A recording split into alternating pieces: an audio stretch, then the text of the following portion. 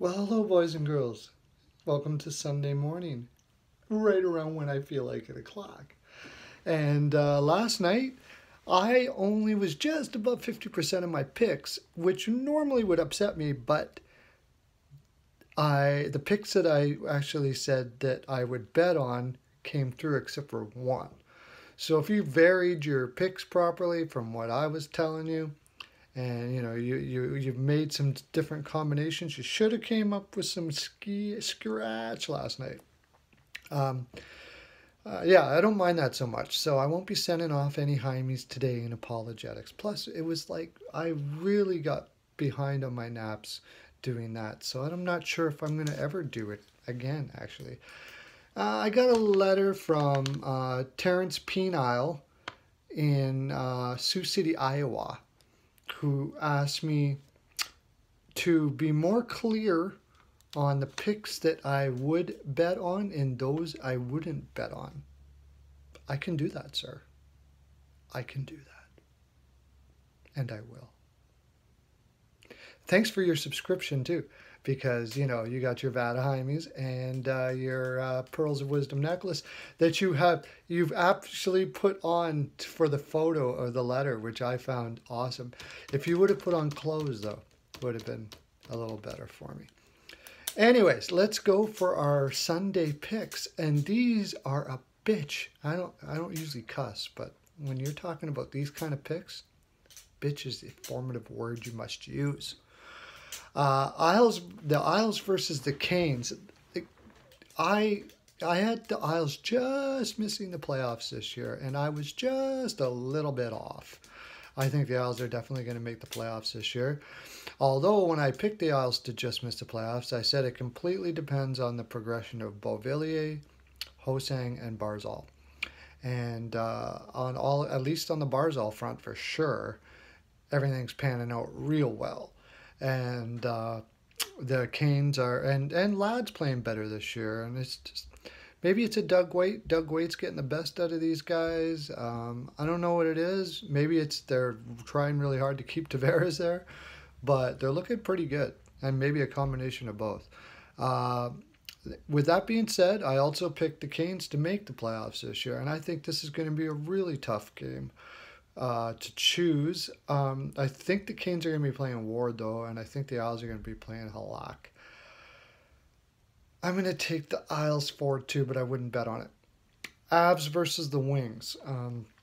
The Wings, Blashill, people were like, oh, well, Babcock's gone, and Blashill last year, they didn't make the playoffs. They had no reason to make the playoffs last year. They had a lot of new faces. They had significant injuries. And it was a transition. Blashill doesn't play the same kind of game as Babcock does. It doesn't have the same kind of system. I'm not saying they're going to make the playoffs this year, but they're looking a lot better. I think Avs are going to have Bernier in net, and the Wings are going to have Howard. At home, I'm going to take the Wings 3-1. Kings versus the Knights. This is a tough game. Subban's going to be in. Honestly, we only know that Subban looked good in his 2 or 3 starts that he had before he got injured, which is great. But I think Quick is going to be in for the Kings. I wouldn't bet on this one either. But I'm going to take the Kings. I think if they do win, it's because the floodgates open and they win 4-1. The Sens versus the Rangers.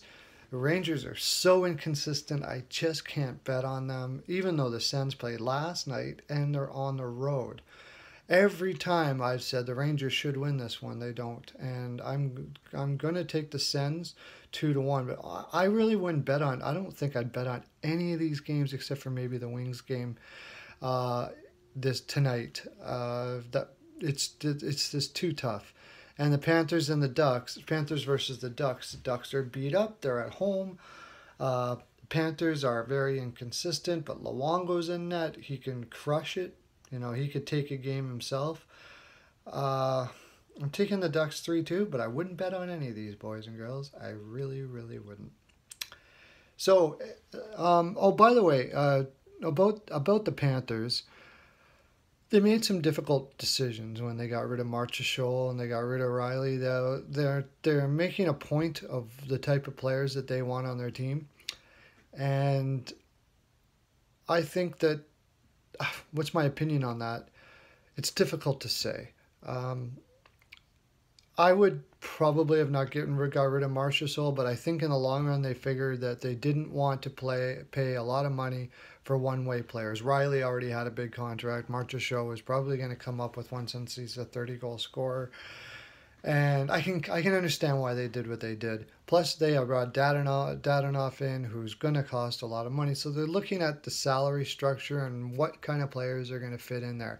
The reason why I say this is I've had some letters from some Florida fans, like Elias Bingen and Penelope Kudra from Florida. I don't know where they were from Florida, but they sent some letters asking me why they made these decisions. So now you know. That's your pearls.